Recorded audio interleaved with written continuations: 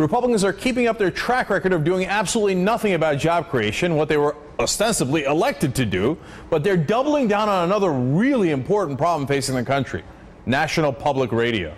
The House Rules Committee called an, quote, emergency meeting this afternoon to consider a bill that would cut government funding for NPR. The House will debate the bill tomorrow. And the really sick thing is that the fraud James O'Keefe committed with yet another one of his doctored videos in his so-called expose of NPR created the momentum for this bill. As is routine in these cases, NPR didn't fight back. Instead, they fired their top people. And it was left up to Glenn Beck's website, of all places, to point out just how out of context O'Keefe's videos really were. One of the reasons why NPR executive Ron Schiller lost his job was because he was caught on tape describing Tea Party members as, quote, xenophobic, seriously racist people. But it turns out when Schiller said that, he was not giving his own opinion of the Tea Party. He was actually recounting views expressed to him by two Republicans. Now take a look at the uncut version and look at how it starts. I won't break a confidence, but a person who was an ambassador, so a very highly placed Republican, another person who was one of the top donors to the Republican Party, they both told me they voted for Obama, which they never believed they could ever do in their lives, that they could ever vote for a Democrat, ever. And they did because they believe that the current Republican Party is not really the Republican Party, and it's been hijacked by this group. Radical, racist, Islamophobic, Tea Party people. And not just Islamophobic, but really xenophobic. I mean, basically, they believe that sort of white, middle America, gun-toting, I mean, it's pretty scary. They're seriously close. Now, O'Keefe never explained that Schiller was talking about Republicans he knows saying that. He left the impression that was all Schiller's opinion. That's because O'Keefe is not a journalist. He's a political hatchet man. He's part of a Republican machine that in the end produced bills to kill off what they view as their political enemies. There were at least 7 instances of questionable editing, including on the important issue of funding. But let me show you one more. O'Keefe edited the video to show Schiller happy and upbeat about the fake organization seeking to spread Sharia law across the world. Pay attention to the way that it was edited. On the MIAC website, it said the organization sought to, quote, spread the acceptance of Sharia across the world. Really? That's what they said? Now, it seems like they're talking about Sharia law. Take a look at the uncut tape. Nice to meet you. Amin. Nice to meet you. They initially directed us to a big room where I guess there's a party also under the name Ibrahim. Really? That's what they said?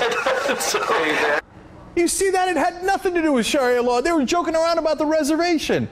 Look, you got to understand this. It's a free country. O'Keefe can do all the tapes he wants, but the rest of the media should not take it seriously. And certainly, Congress should not take it seriously when they go to defund NPR based on this clownishness. Bounds of reason.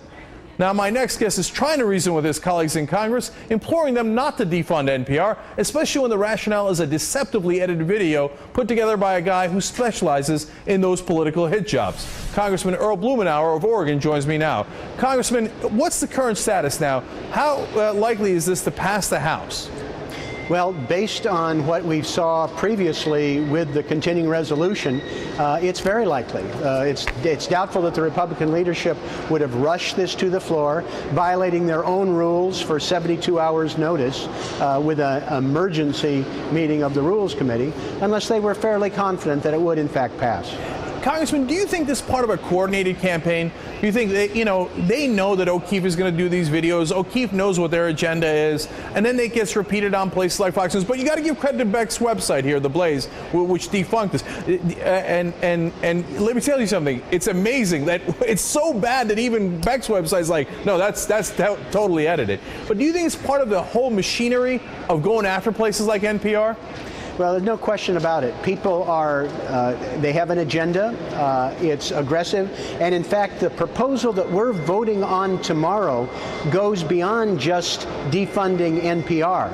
It would cripple public broadcasting stations around the country, particularly in rural, or small town America and prohibit them from purchasing content from any source, like Prairie Home Companion, Wait, Wait, Don't Tell Me, or programming from other public broadcasting stations. It's just really unbelievable that they would do this to try and shut the system down.